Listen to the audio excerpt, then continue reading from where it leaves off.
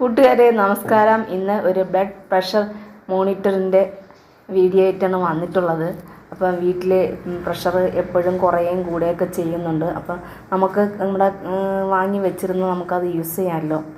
അപ്പം ഞാനതൊന്ന് വാങ്ങിയായിരുന്നു. അപ്പോൾ അത് ഉപയോഗിക്കുന്ന രീതിയും എങ്ങനെയാണെന്ന് കാണിച്ചു തരാം കേട്ടോ. 1575 രൂപയാണ് എൻ്റെ വില. ആദ്യം മോണിറ്ററിനകത്ത് ബാറ്ററി ഇട്ട് കൊടുക്കുക.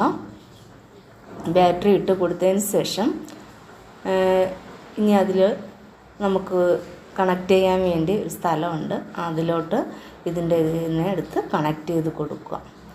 കണക്ട് ചെയ്ത് കൊടുത്തതിന് ശേഷം നമുക്ക് നമ്മുടെ ഇടത് കൈയാണ് കാണിച്ചു കൊടുക്കാനുള്ളത്. അതിൽ കാണിക്കുന്ന ആ വയറില്ലേ, ആ വയർ കറക്റ്റ് ആ പൊസിഷനിൽ തന്നെ വരണം.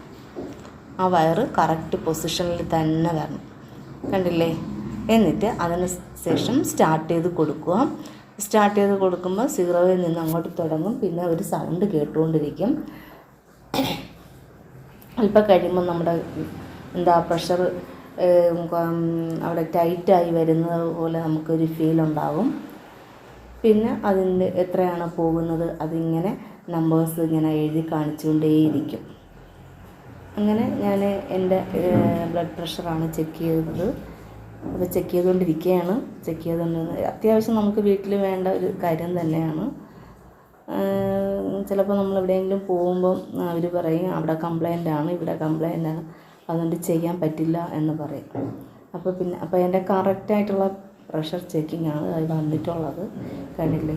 അവസാനം ഒരു സൗണ്ട് കേൾക്കും. അപ്പോഴത്തേക്ക് നമ്മളതിനെ സ്റ്റോപ്പ് ചെയ്ത് വിടുക.